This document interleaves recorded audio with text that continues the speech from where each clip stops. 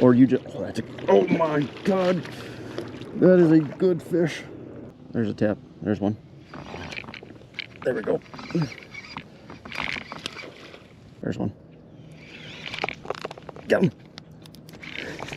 Now, how many, again, this is just to show how many people are willing to throw a koi key, amoeba, or anything else like that in that wood, because that's where that one bit.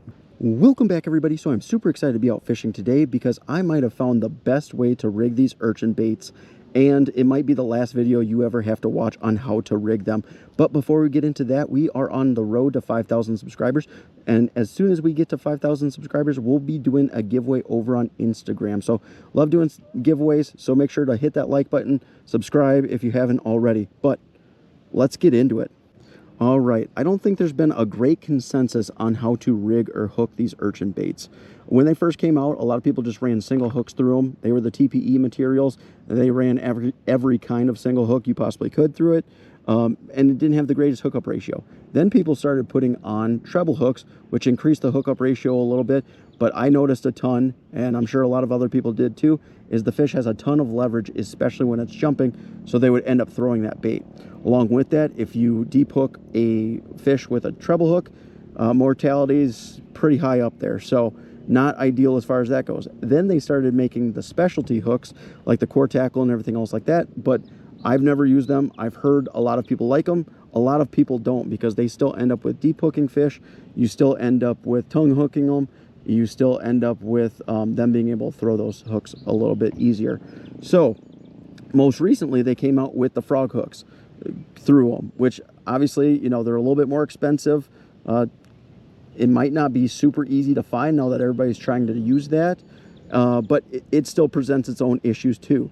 So what I have been testing out for the past 3-4 days now, and I've caught 50 plus fish on it, is actually revolved around this hook, and it's a circle hook. Now stick with me, bass fishermen are probably not super familiar with circle hooks. It's not something that's used all that often. I've used them for wacky rigs before, and they work pretty well, but my background, I do a lot of catfishing too, and circle rigs or circle hooks are like a staple. So I went ahead and tried to rig up a circle hook on an urchin bait and did phenomenally well. So we're going to go ahead and talk about that. I'm going to give some tips, tricks, and pointers throughout the video, and then at the end we're going to kind of go through everything all together, you know, just so you have it all in one area. But the 3 reasons I think for the most part people are kind of shy away from these urchin baits are: 1, they're expensive, so you're afraid to lose it; 2, the hookup ratio on a lot of these rigs is not phenomenal; and then 3, you have a lot of deep hooked fish. This fixes all of those. I'm not even kidding. Like all of them. So we're going to go out fish today. We've got a couple hours yet, and then we're going to go, if we need to, we'll fish some more another day, just to kind of prove my point as to how well this thing works. But let's go ahead and start fishing and then talk about how this works and why it works. Let's get after it. All right, I'll overlay a video as to how I have this guy rigged, but essentially you have a screw lock in there. It doesn't matter whether you're using like amoeba or something like that, like I have here, or a TPE, like a prickly pear, you'll have to have a screw lock in there. So make sure to have a screw lock in there. And then we basically have a 3/0 circle hook. Unfortunately, there aren't a ton of light wire circle hooks on the market, because generally when you're using a circle hook, you're fishing for generally bigger fish. But this is a 3/0, and that seems to be the best size for the prickly pears, amoebas, all that stuff. Before I rig it on that screw lock, I do put a little piece of plastic on there just to keep it on there.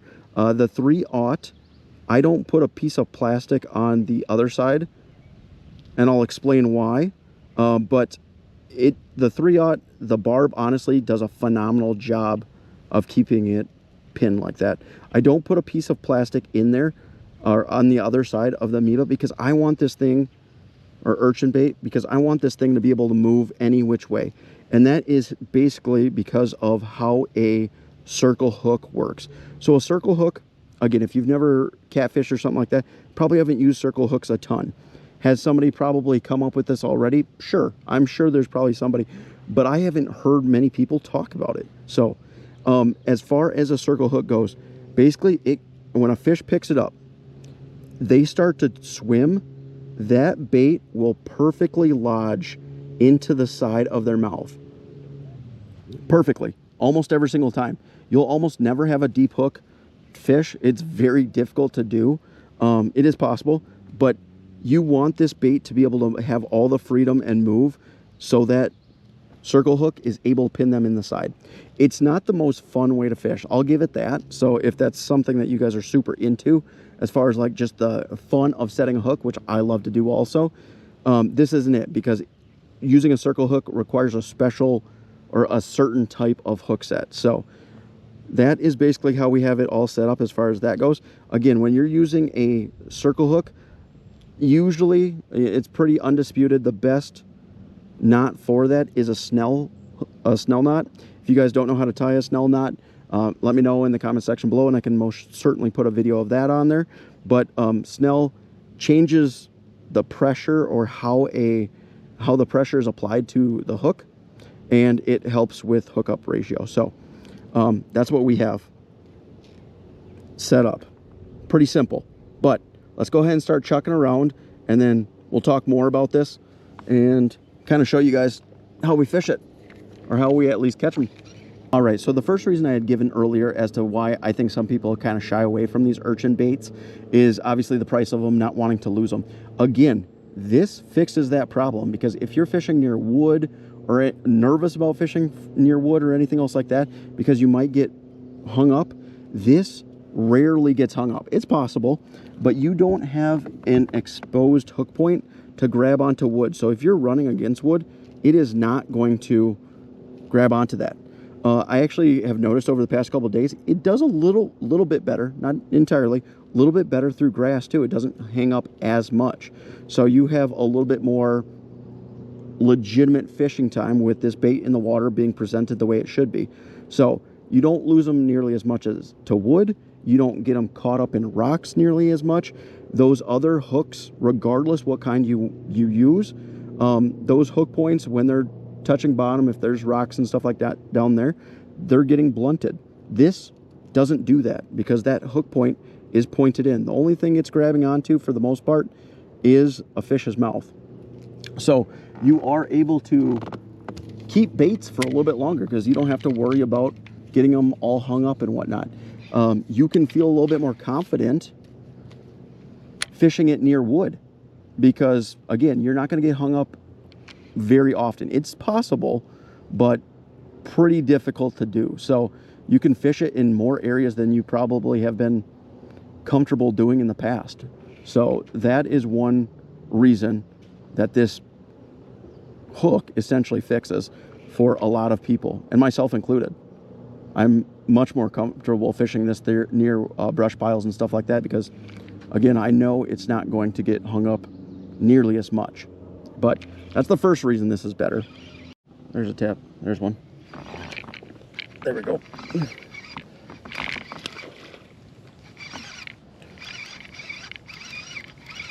Look at that.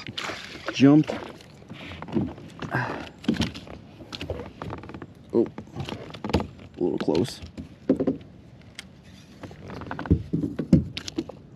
And that is number 2 and 3 reason as to why this works phenomenally well.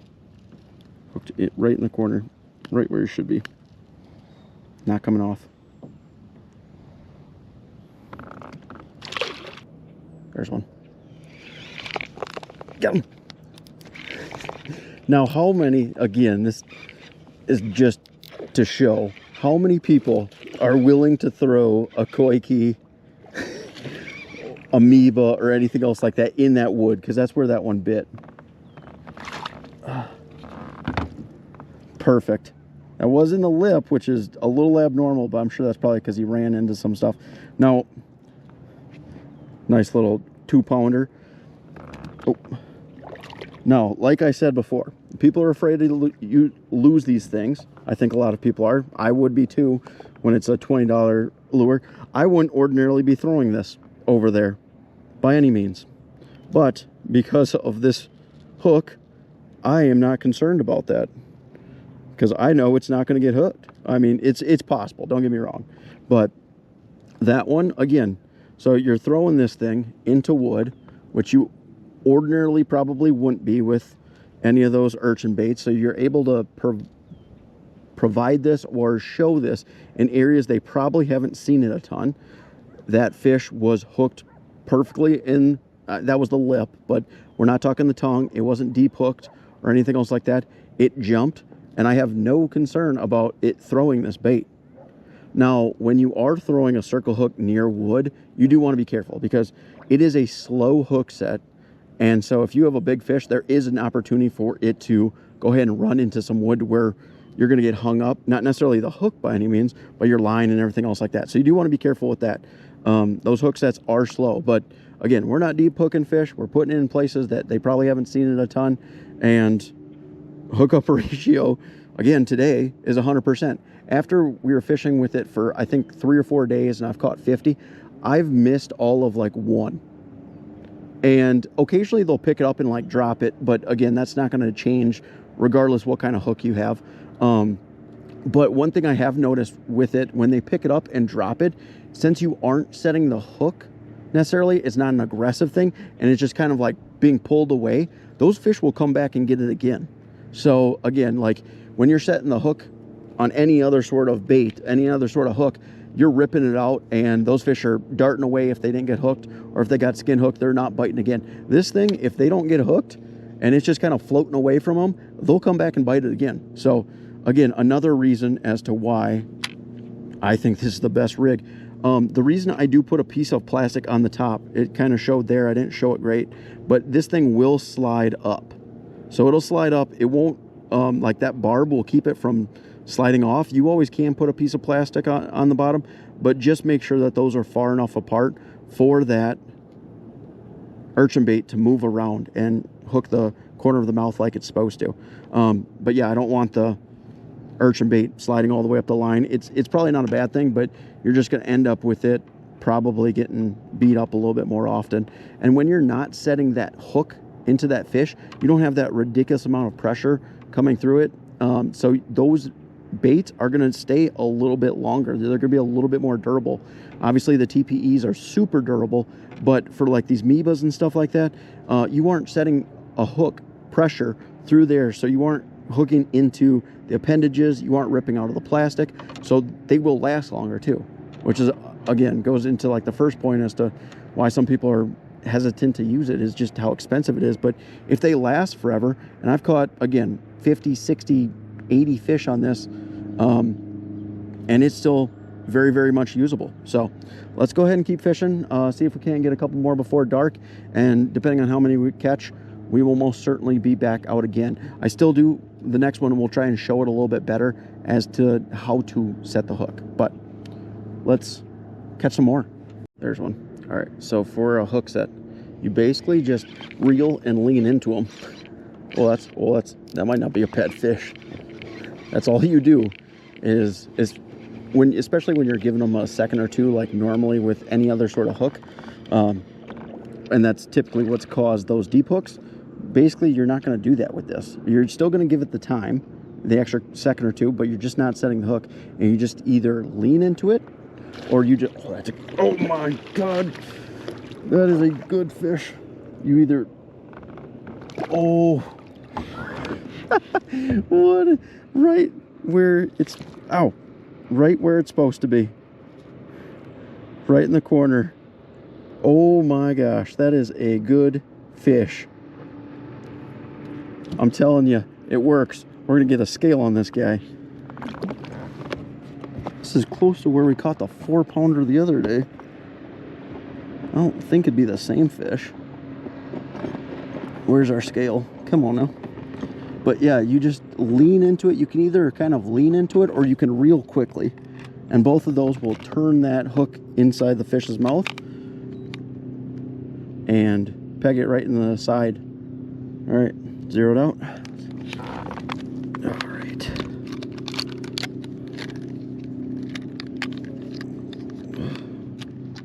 Come on now. What are we doing here? are you? Oh, not quite as big. It's clearly not the same fish. 365. 362. 3.5 pounder. Very, very solid.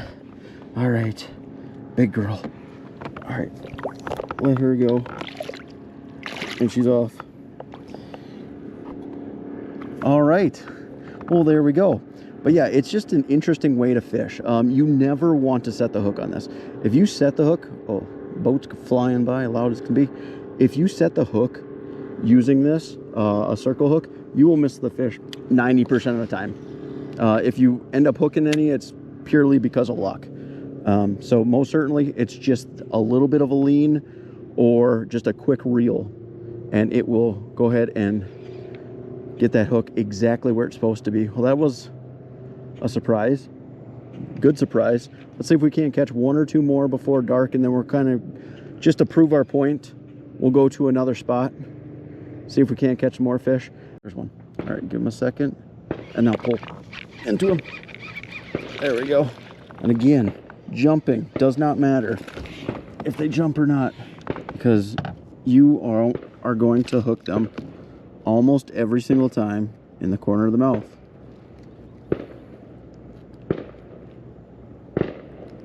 Holy cow, there we go. It's so much fun. I love this technique. I do catfish, so that's probably part of the reason I like this. But again, you're not deep gut hooking fish. You're able to put this in so many other like different locations than you probably wouldn't otherwise, so you don't end up losing bait, which I love saving money. Just great all around. And you don't get frustrated by losing a ton of fish. Another one. Just playing with it. We'll give it a second.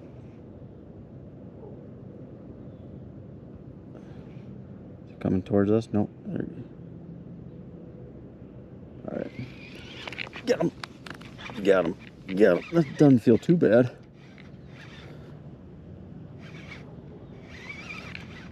Does not feel too bad. Oh, don't jump. I don't want you to jump. I feel confident if you jump, but I'd rather you didn't. There we go. Not a big one, but solid 2.5. Again, where is she? Oh gosh, right in the corner. Yeah, 2.5. For us fishing, oh, my rattle started coming out. It's not good. One thing to note with this, and again, practice makes perfect for this, because this is not a normal type of bass fishing by any means, or hook setting especially, is you do not want a super flimsy rod. If you're throwing it on a spinning rod, it's going to be wildly more difficult. You're probably going to want to throw it on something a little bit heavier, because again, you're not setting that hook, so the pressure is putting that hook into that fish. There aren't many super light wire circle hooks. BKK, Owner, Gamakatsu. If any of you guys want to make one, I would love it. But so you do have to have some pressure. So you probably want that drag kind of tight, and you probably don't want to be using mono. So I use braid, just braid. You could use braid with obviously some sort of leader. You could probably use a mono leader or a fluoro leader if you want to do that. But braid's going to be beneficial for you as far as that goes, and a stiffer rod. But see if we can't get one more. They're biting a lot better now than they were earlier. Got one. Got him. Got him. You bet.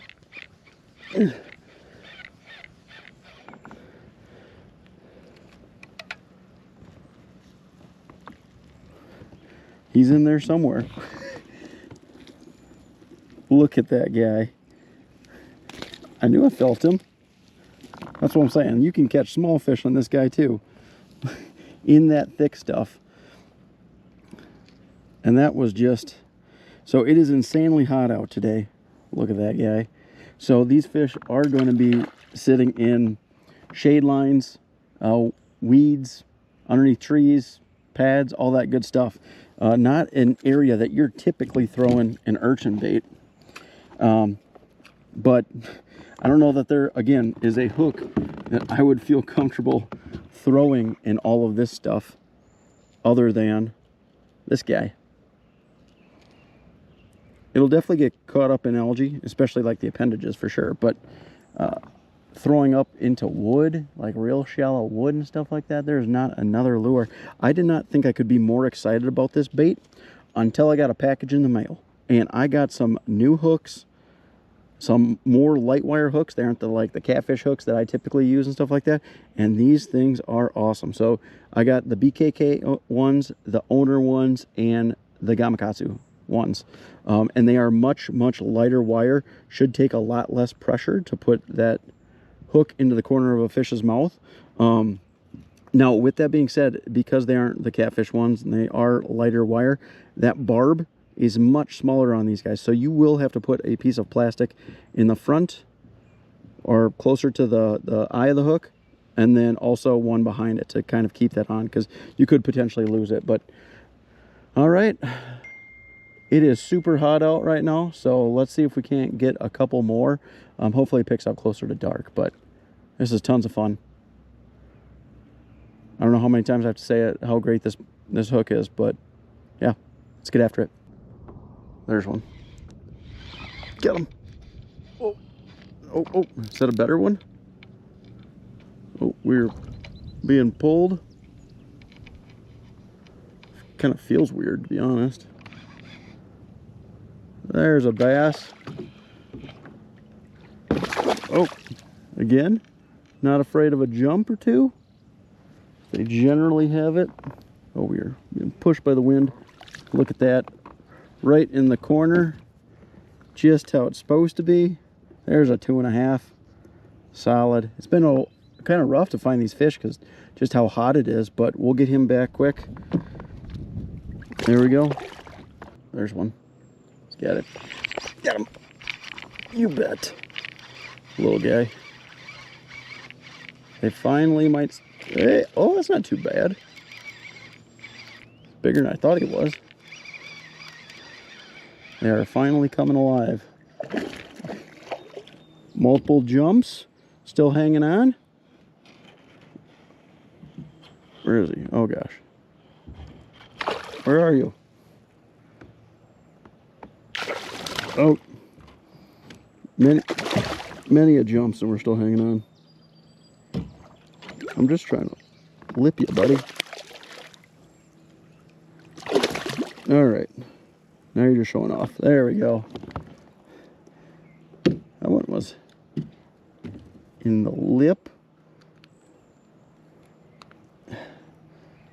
Perfect. A little black spot on him. Sometimes when they have that melanosis or when they're melanotic, sometimes they got multiple spots, but there we go. That's probably just a 2. Nothing too exciting, but they're finally starting to pick up as soon as it starts getting a little bit cooler. There's one. Get him. Oh, nice. Is he in wood or was he in? I wanted to... Oh, what in the world? Well, I wanted to prove it works with a TPE lure. That is not what I had thought was going to happen. That's not the first bullhead I've caught on one of these urchin baits or a circle hook like this, but all right. Yeah, I wanted to prove that it still worked on a TPE lure. Didn't think it'd be like this.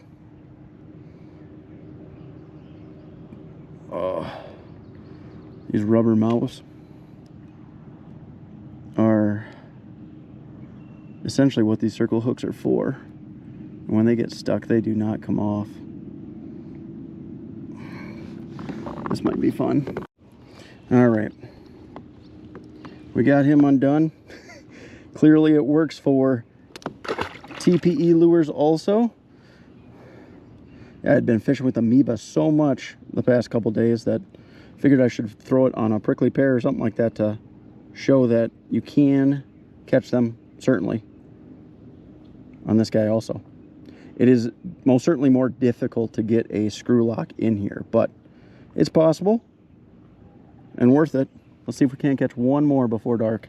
All right, we made it back home after 2 not so phenomenal days of fishing. The 3 or 4 days fishing prior to this, experimenting with the circle hook, we did so much better, like incredibly better. But for this video, we had 2 trips where we ended up catching about 10 fish. I did end up losing one, but that was user error. I did end up catching a fish prior to, loosening the drag, forgetting to tighten it before I had another fish bite, and we lost that one. So user error, not necessarily the circle hook's fault, but my own. Like I said in the beginning of the video, I wanted to go ahead and put all of our tips, tricks, and everything else like that at the end in one spot in case somebody doesn't want to watch the entire video. I would appreciate if you did watch the entire video, but nevertheless. So in the beginning of the video, we talked about the 3 reasons I think people are a little bit apprehensive or just not the biggest fan of buying these urchin baits. And first and foremost, myself included, price. When you're talking $15 or $20 for a single plastic, I'm nervous fishing it in anywhere I think I can go ahead and lose it. So you're talking your rock, brush, wood, dense vegetation, anything else like that. So I was nervous throwing that bait in those places, even though those places had probably high populations of fish and a very good opportunity to catch them. This circle hook fixes that. Because this hook point is pointed in, it doesn't catch on anything. There's a chance that you could get a stick like wedged in there, but it's going to be a pretty small stick. You're not hooking into, you know, a 5-foot log or something like that with a circle hook. It'd be pretty darn hard to do that. But so you're able to not only have these baits survive longer and be able to use them longer because you aren't losing them in those areas, you're also able to fish them in areas that fish probably haven't seen these urchin baits because everybody else is nervous to throw it into a big old brush pile. So you have a chance of catching many more fish. And that's what happened to me. A lot of the places that I ended up fishing, I probably would not have thrown this prior to in those spots. And we caught fish in brush and wood, caught them in dense lily pads, not so much rock, but if there was rock, you know, I wouldn't have been nervous to fish it at all. Along with that, and being able to have those baits survive longer, obviously you're saving money. With using the screw lock and the circle hook too, you have that hook pointed in, so every time you're running into, you know, any sort of wood, rock, or anything else like that, you aren't dulling that point at all. So that hook is staying sharp much longer than, you know, if you're using a frog hook, treble hook, single point, whatever. That thing is going to stay sticky sharp forever. So you're saving hooks as far as that goes. With the screw lock, because you aren't setting, and basically because of the circle hook, because you aren't setting the hook super hard, it's not an aggressive hook set by any means, that plastic is not getting a ton of pressure. It's not like you're trying to rip through with a treble hook, a frog hook, or anything else like that. So this plastic should stay in one piece for much longer. So you're saving money a number of different ways. You're able to go ahead and show this bait to areas that probably haven't seen a ton of urchin baits. So I think that fixes the first problem of losing them and price and everything else like that a little bit. The second one was the hookup ratio. There hasn't been a great consensus as to how, like, what the best hookup ratio hook is. I haven't tried the frog hooks, so they could be pretty decent, but they have their own drawbacks. But I know from fishing even single point to the treble hooks, you do lose a fair number of fish because this is a pretty big bait. You have the opportunity to go ahead and get those appendages stuck into the hooks, so they act kind of like weed guards. Yeah. And I had a fair number of fish that, with a treble hook especially, when they would jump, they would throw that thing because there's so much leverage with it. Again, this is fixed by that hook, because when you're setting the hook into those fish, it almost always is in the corner of the mouth or just in the lip, and usually pretty solidly. I think a majority of our fish jumped. We did not miss or lose a single fish because of it jumping. So I would honestly say the hookup ratio and land ratio with this thing is really close to 90%, which is insane. I think fishing for days, I've missed 2 that we've you know, set a hook on per se or anything else like that. So super, super high. And I think that is absolutely phenomenal as far as that goes. As far as your hookup ratio, what is insanely important with this couple things is, one, if you're going to go ahead and have a piece of plastic to hold that screw lock on, you want to give it space. You want space between the two pieces because you want that bait to be able to turn and move in that fish's mouth however it needs to, so that point is able to stick them in the side. You do not want this pinched down. If you're using a TPE or even amoeba or anything else like that, you don't want to hook the plastic. If you hook the plastic, it's going to give it less freedom and you're going to lose more fish because that hook is just going to kind of fall out of the fish's mouth when you reel down. Again, when you're setting the hook on these fish, it is either leaning into them or a quick reel. And that hook, whenever they grab onto it, it will pull and perfectly grab into the side. That's just how it's designed. That's how it's made. So you do have to learn a new hook set. If you jerk, that thing is coming out most of the time. I would say it probably flips and you probably miss 90% of the fish instead of catch 90% of the fish. So screw lock's important because it gives tons of freedom to the hook. Putting those pieces of plastic on there to keep that screw lock on there is important also, especially if you're using some of these light wire hooks that have a smaller barb. You just want to give that thing enough space for it to be able to move. So hookup ratio, that's that. Along with it, you do want to go ahead and snell this hook.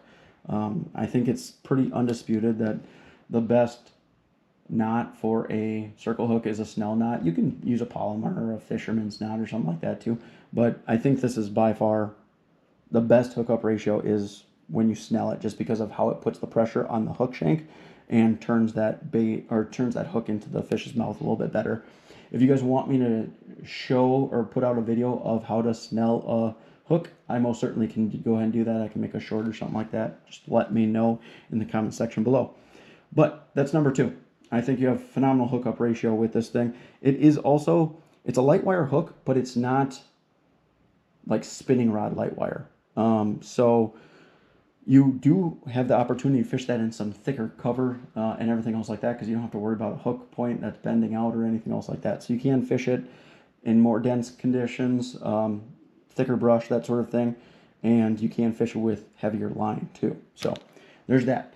And then number 3, and it could be potentially the most important, is preventing those gut hooks. The way this hook is made is supposed to prevent that, and it does a phenomenal job. There's always a chance that you end up gut hooking one. It's pretty darn difficult though. Just the way that these things are made, they are going to hook into the side of the fish very, very well. And that, again, being able to hook well into the side or the top of the mouth or anything else like that is going to produce those really great hookup ratios and land ratios. And you're not afraid if a fish jumps or anything else like that. And you're protecting your fishery, so because those fish aren't, getting a gut hook, you aren't having to cut the line or, try to unhook them for extended periods of time, increasing mortality. So great for the fishery, great for everything. I don't know that there's a single complaint I would have against this thing. I think the only thing you could say is that it's not the most fun for a hook set. And that would be about it. But if your goal is just to go out and catch some fish, hey, this is your thing.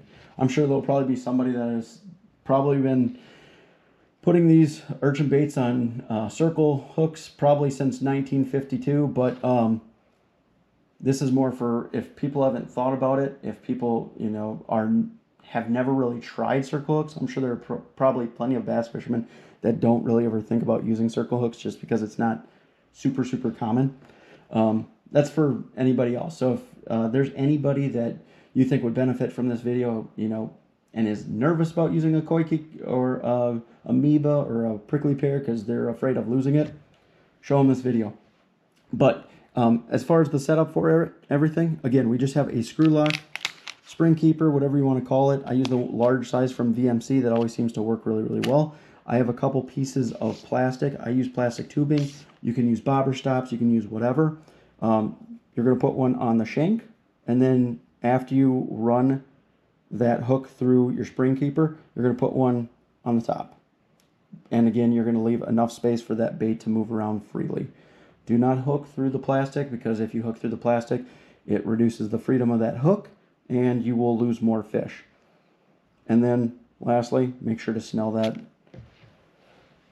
knot. And then again, the hook set is something that you kind of have to practice. I catfish a lot, so I'm pretty used to doing it. But again, it is, once that fish is picking up, you can go ahead and give it a second or two. There's nothing wrong with it. You can give it multiple seconds. And then it's just quick reeling into it with pressure. So you do not want a super, super light rod. You don't want to have your drag really loose, because that pressure is what sets that hook. So you do want the pressure. And then once obviously you have that fish hooked, then you can, loosen your dragger and do what you need to do as far as fighting that fish. Yeah, I think that's about it. But make sure to share with anybody who has never tried this, because I think this works insanely well, and this might be the only way that I really rig urchin baits in the future.